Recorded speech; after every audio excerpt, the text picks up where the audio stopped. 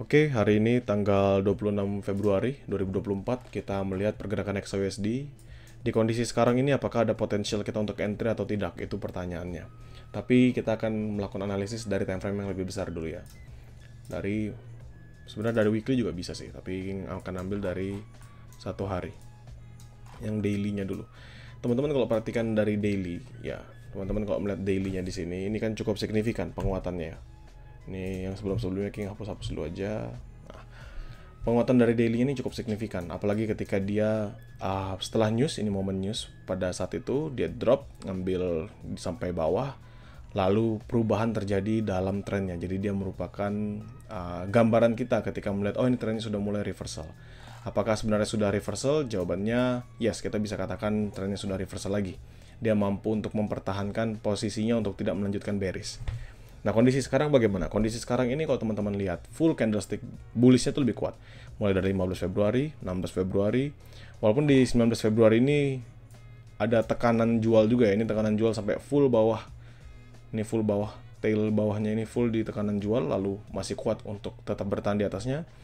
Lalu lanjut naik. Kecuali di hari ini aja. 22 Februari itu mengalami penurunan. Di 23 Februari meninggi, dan 26 Februari saat ini ya, di momen hari ini teman-teman bisa ngeliat candlestick adalah candlestick bearish. Pertanyaannya, apakah kita bisa manfaatkan momentum sell di kondisi seperti ini? Sebenarnya cukup sulit teman-teman. Kenapa kita mau manfaatkan momen sell ketika candlestick daily sebelumnya di hari Jumat itu full power, dia lumayan kuat untuk mengalami peningkatannya. Memang ada di sini teman-teman bisa ngeliat part of it dia mengalami penurunan ya. Dari 2041 sampai dia close-nya di 2035. Dia close-nya di 2035. Memang ada penurunan. Tapi tetaplah bullish is bullish. Gimana cara kita fokus untuk trade-nya? Ya berarti di kondisi hari ini kita akan lebih tendensinya melihat candlestick-nya untuk bergerak melanjutkan peningkatannya. Jadi kita akan cari buy. Ini juga sama kalau teman-teman lihat di weekly. Sorry. Ini King akan hapus juga karena ini hanya pandangan semata aja. Nah, teman-teman bisa ngeliat di candlestick weekly-nya juga sama. Buy-nya kuat. Ini buy-nya kuat dan kita akan menunggu apakah dia mampu untuk nge-close secara weekly ini di bawah lagi. Karena kalau dia nge-close lebih bawah lagi, maka memang secara weekly-nya masih mengalami penurunan. Ya, ini gambaran weekly-nya. Teman-teman bisa lihat masih mengalami penurunan. So, kalau memang momen di minggu ini bullish-nya masih akan mengalami penguatan, dia perlu melewati ya 2064. Kalau ngomongin bullish-nya 2064. Jadi dia akan bisa lanjut ke 2070, 2080, 90 sampai 100. Oke, 2064 adalah pandangan terakhir kita. Berarti kalau kita tarik garisnya, nah, ini untuk H1-nya. Berapa aja yang dia harus lewatin? Kalau kita ngambil dari time frame H1, maka 2040 ini adalah area yang cukup kuat sebagai supply zone-nya. Sehingga ketika nanti dia naik ke 2040 atau 2042, teman-teman bisa entry sell. Sama seperti kejadian kemarin di sini. Masalahnya apa? Kok kemarin waktu dia masuk di daerah situ nggak suruh kita entry? Karena ketika kemarin dia momentum untuk mengalami penguatannya ini kencang, kita nggak bisa ngelawan dari si buyernya. Kita perlu menunggu dulu sampai momentum kita entry-nya juga tepat. Nah, kondisi sekarang bagaimana, King? Apa yang kita bisa lakukan? Sebenarnya kalau di hari Senin seperti biasa, King itu nggak entry di jam-jam segini ya. Mungkin nanti siang, mungkin di jam-jam 1, jam 2, itu saya baru entry. Tapi kalau di jam seperti ini tidak. Kenapa? Karena biarkan dulu semua sentimennya tergambar dalam candlestick-nya. Tergambar dalam harga yang sekarang. Jadi sentimen yang ada di hari Jumat, yang ada di hari Sabtu, yang ada di hari Minggu, dan di Senin pagi, itu tergambar semua dalam candlestick. Jadi ketika sudah tergambar, oh berarti ini adalah price yang sudah disepakati lah. Tidak ada perubahan dari volatility, nggak ada yang berharap sebagai buyer untuk semakin banyak atau seller semakin banyak. Jadi itu yang lebih bagus ya.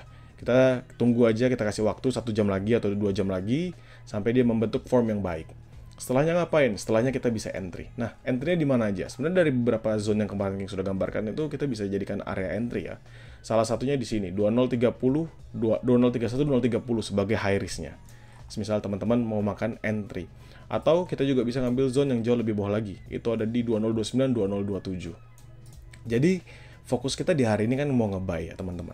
Kita pikir oke, kita akan buy, dan buy. Apakah kita ada momentum untuk sell? Jelas ada kita momentum untuk sell-nya. Kapan momentum untuk sell-nya? Nanti ketika dia ke 2040-an lagi. Kalau tidak, maka kita tetap akan fokusnya nge-buy, dan nge-buy. Oke? Kondisi sekarang di hari ini aja, low-nya dia itu ada di 2030 dan highest-nya dia itu ada di 2034. Ya kan? 2034 dong. Karena kan tadi dia open-nya itu 2034090. Berarti kita bisa perhatikan di situ 2034 sama 2030. Perjalanan itu masih 40 pips. Nggak perlu khawatir. Nanti ketika 2034-nya breakout ke atas, kita bisa lanjut untuk entry buy yang signifikan dengan tujuan kita terdekat ke 2040-an. Begitu. Jadi apakah kita bisa entry sesuatu untuk XAUSD? Belum. Tapi kita sudah punya gambaran bahwa tendensi kita ke depan, baik itu nanti sampai akhir ini kita akan fokus yang nge-buy, itu adalah yang kita pikirkan.